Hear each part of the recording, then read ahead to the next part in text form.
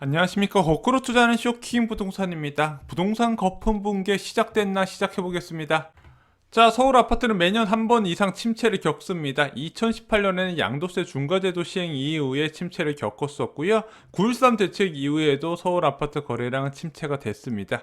2019년에도요, 서울 역전세난으로 인해서 주택가격이 크게 하락을 한 경우가 있고요.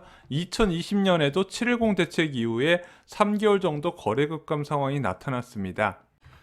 자, 그래서 서울 아파트 가격 상승세를 보면 이렇게 나타나요. 올라갔다가 좀 멈췄다가, 올라갔다가 멈췄다가, 올라갔다가 멈췄다. 이런 식이거든요. 그런데 이런 거래 급감이 좀 장기화가 되어야 뭐 경기도 지역이나 뭐 이제 인천 지역까지 하락세가 나타나는데, 이렇게 거래 급감이 장기화되지 않고 일시적인 거래 급감 이후에 다시 치솟으니까 투자 수요가 많은 고가 아파트, 초고가 아파트를 제외하고는 하락한 경우가 없이 계속 우상향한 그림이 나왔습니다.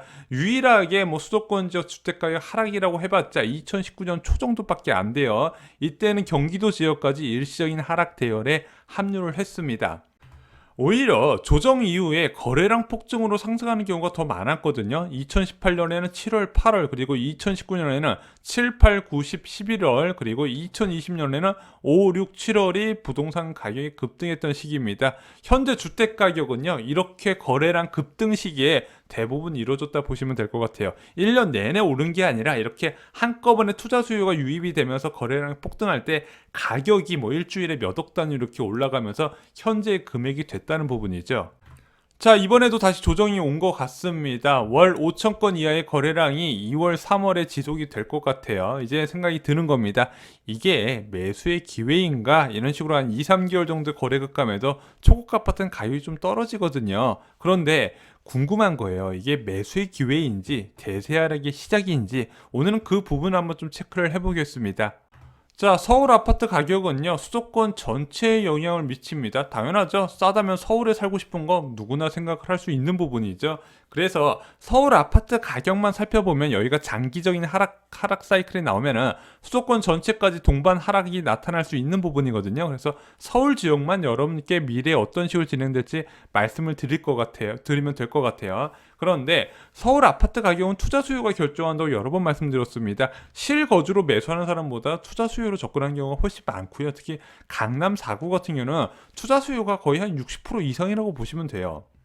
그런데 투자자가 투자를 결정할 때 보는 요소가 있습니다. 그냥 막무가내로 남들이 사니까 사는 게 아니라 이 투자자들이 결정하는 요소를 보고 시장이 진입을 하는데 주로 어떤 것을 보냐? 크게 세 가지를 말씀드릴 수가 있습니다. 첫 번째, 다주택자에 대한 규제. 보통 무주택자가 투자로 주택 사는 경우보다 내가 주택 한 채 갖고 있는데 여유 자금이 있어서 그걸 투자 목적으로 주택을 추가 매수하는 경우가 더 많이 있거든요. 그래서 이 다주택자 규제가 얼마나 탄탄하게 되어 있냐에 따라서 이 다주택자 시장 진입 여부가 결정이 됩니다. 두 번째는요, 금리 상황이에요. 자, 예금 금리도 영향을 주고 대출 금리도 영향을 주는데 보통 예금 금리가 낮아지게 되면 투자자들이 더욱더 부동산 시장에 유입되는 결과를 만들어냅니다. 마지막엔 전세 가격이죠. 이 전세 가격이 굉장히 중요합니다. 전세 가격이 불안하면 절대로 투자자가 유입이 안 된다 말씀을 드렸죠.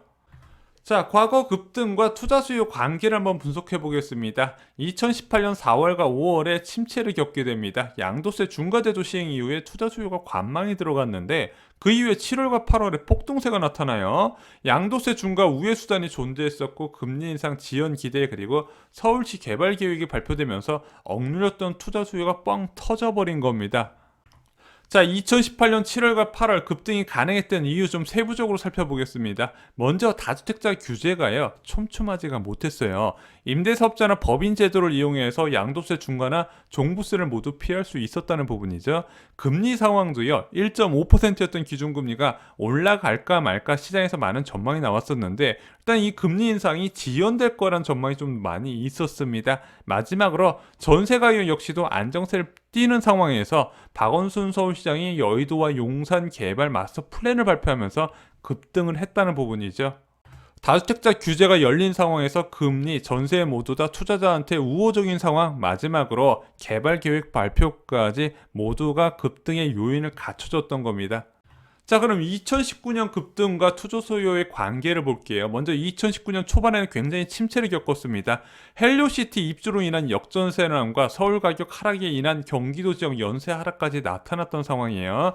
먼저 아까 말씀드렸다시피 투자 수요는요, 전세 가격이 불안하면 유입되지 않는다 말씀드렸는데, 전세 가격 자체가 불안해지니까 투자 수요가 씨가 말랐다는 부분입니다. 그런데 그 이후에 급등을 하기 시작해요. 언제부터? 7월부터요. 자, 보면은 두 번의 기준금리 인하가 폭등을 만들었다 이렇게 말씀을 드렸습니다. 1.75%에서 1.2%로 낮아진 거죠. 자, 2019년 7월부터 급등이 가능했던 이유 세 가지 요인을 보면요. 먼저 다주택자 규제가 촘촘하지 못했다는 이유가 있었고요. 두 번째, 긴축 우려에서 두 차례 금리 인하로 변경되다 보니까 장기 저금리에 대한 믿음이 굉장히 확고해졌습니다. 자, 세 번째, 전세 가격이 금리 인하 시점부터 상승세로 전환되니까 투자자가 유입되기 위한 우호적인 환경이 조성이 됐던 겁니다. 2019년 주택가격 급등은 한국은행이 만들었다 이렇게 보고 있습니다. 자, 그럼 2020년 급등 상황 볼게요. 자, 2020년 3월과 4월에는 부동산 시장이 일시적으로 침체가 돼요. 코로나19로 인한 자산 시장 위축이 나타나게 됩니다. 그런데 5월달부터 빠르게 회복되고 6월달부터는 거래량이 폭등세가 나타나요. 왜 그랬을까요? 자, 5월에 자산시장 회복 시기가 나타나요. 주가도 빠르게 회복하고 부동산 시장도 좀 온기가 불고 있는데 갑자기 한국은행에서 기준금리 인하를 단행하게 됩니다. 0.75%에서 0.5%로 낮추니까 예금금리가 0.8% 수준까지 떨어지게 된 겁니다. 그러면서 거래량이 폭증하면서 패닉 바잉이라 부르는 부동산 시장 매수세가 대거 유입이 된다는 부분이죠. 그래서 710 대책이 나오기 전까지 부동산 시장은 크게 올랐고요. 2020년 부동산 가격도 한 단계 점프하는 계기가 된 겁니다.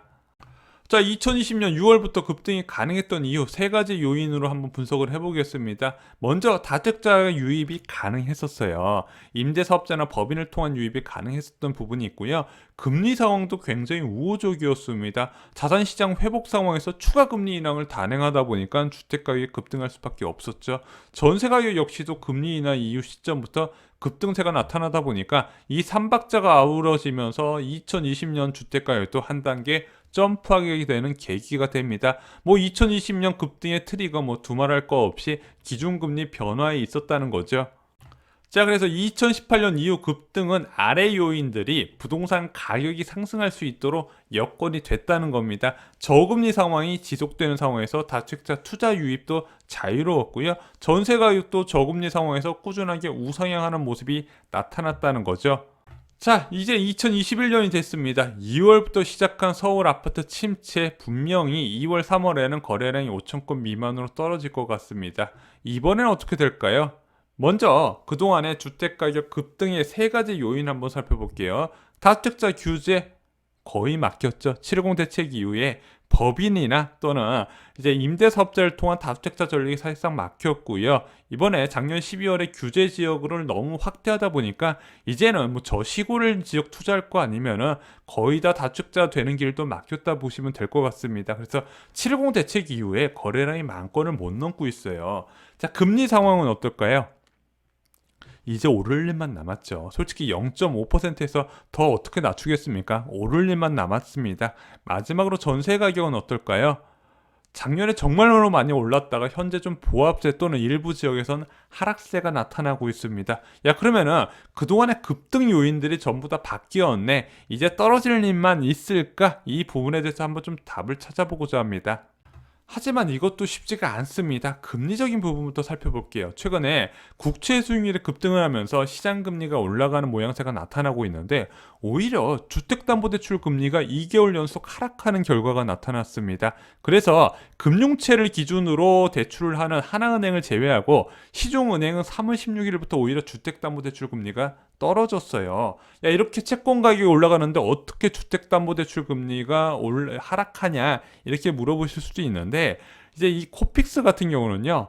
정기예금 금리와 밀접하게 연관이 됩니다. 그런데 정기예금 금리가 떨어진 거예요. 자, 정기예금 금리 왜 떨어졌냐? 은행에서 예대율 규제를 맞추기 위해서 이 정기예금 금리를 올렸어야 되는데 금융위원회에서 이 예대율 규제를 연말까지 완화해 주기로 한 겁니다. 그러면서 은행에서 굳이 이 예대율 규제를 맞추기 위해서 고액 이제 예금을 높은 이자를 주고 끌어올 필요가 없어진 거예요. 그러면서 코픽스 금리가 같이 영향을 받은 겁니다. 그래서 부동산 시장에서 가장 중요한 예금 금리와 주택담보대출 금리가 여전히 낮게 유지된 상태라는 거죠. 그래서 기준금리와 연동성이 큰 이 두 가지 금리는요, 올해 중에 크게 바뀔 가능성이 적습니다. 올해 기준금리 아무리 빨라봤자 올해 하반기 10월이나 11월 중에 한 번 올리거든요. 그것만으로 부동산 시장이 바로 크게 변할 가능성은 적습니다. 기준금리 변화의 연속성이 중요하다고 말씀드렸죠. 자, 전세 가격 역시 마찬가지입니다. 야, 요즘 언론 보도에서 전세 가격 떨어진다는 기사 많이 있던데 실제 강동구하고 위례 지역에서도 전세 가격 하락세가 꽤 높게 나타나고 있습니다. 그리고 서울 지역의 전세 가격 상승세도 눈에 띄게 둔화되고 있는데 상승률은 둔화되고 있지만 이미 너무 많이 오른 상황이라는 거죠. 그러면은 이 너무 오른 전세 가격에서 하락할 수 있을까? 그 부분도 봐야 된다는 건데 전셋값에 영향을 미치는 두 가지 요소가 있습니다. 기준금리와 공급이에요. 그런데 아까 말씀드렸다시피 기준금리는 올해 한 차례 변화할까 말까 하는 요소예요. 내년부터 본격적으로 바뀔 가능성이 있지만 일단 당장 올해는 아닙니다. 공급적인 부분은요, 올해부터 수요 대비 공급이 적어지는 한 해가 시작이에요. 그렇다고 경기도 지역의 입주 물량이 많냐? 예년보다 적다는 말이죠. 지금 강동 지역이나 위례 지역에서 일부 입주 물량 증가로 전세 가격의 조정을 받긴 하지만 보통 이렇게 입주 물량이 1월부터 3월까지 많이 몰려 있는 경우가 많이 있거든요. 그 이후에는 하반기로 갈수록 계속 입주 물량이 떨어지는 모양새가 나타나게 될 겁니다. 그러면은 전세값 하락이 쉽지 않은 상황이에요. 단기 급등의 일부 조정에서 끝날 가능성이 있다는 부분입니다. 그럼 현재가 침체가 서울 아파트 폭락의 시작일까? 이 제목의 결과도 나올 것 같습니다.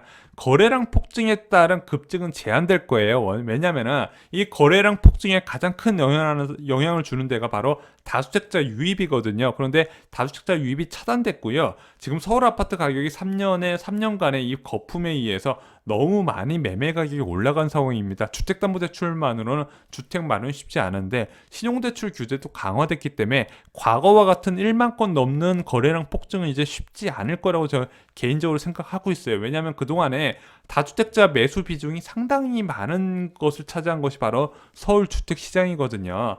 하지만 큰 폭의 하락을 올해 기대하기도 좀 어려울 것 같습니다. 기본적으로 낮은 금리가 유지가 되고 있고요. 적은 공급 물량이 유지가 되기 때문입니다. 그래서 서울 아파트 전체적으로 상반기에는 보합 수준에서 유지가 될 것 같고요. 하반기에 일부 지역 중심으로 약보합을 좀 조심스럽게 전망을 해봅니다. 올해 중에 고점이 나올 가능성이 높아지고요. 오히려 조정은 올해는 침체, 내년에 본격적인 조정이 나오지 않을까 이렇게 생각을 하고 있습니다. 이상으로 쇼킹 부동산 마칩니다. 좋아요, 구독, 공유 꼭 부탁드립니다. 감사합니다.